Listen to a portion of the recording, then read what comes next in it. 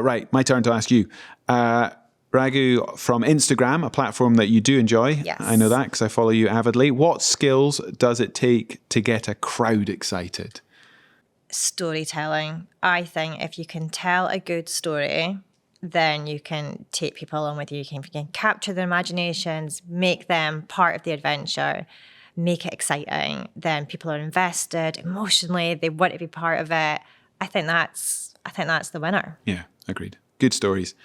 Yeah, I think the moment you go into management consultant speech and sort of theories, I think you tend to lose people. I think since we were living in caves, we remembered and passed down information through stories. So if you can share a passion or an interest or an idea through a story, I mean, it's the first thing you really learn when you're doing formal pitches, isn't it? Like, start with a story that's relatable, and then share the technology, and then share the team, and then share the financial plan. You know, that's the building block of any good pitch. But you start with the emotional part, because we think that we're rational beings, but you know, as we all know, you know, we think with our heart, we think with our emotions, we remember stuff that mean things to us.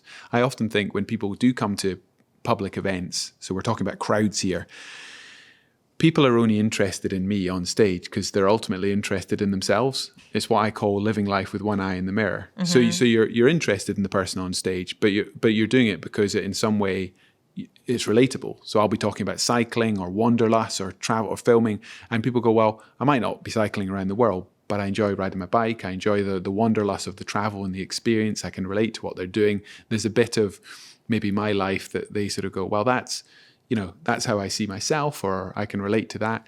If I think of when people come and speak to me after events, 10,000 conversations I've had, the first thing they always say is about something I said.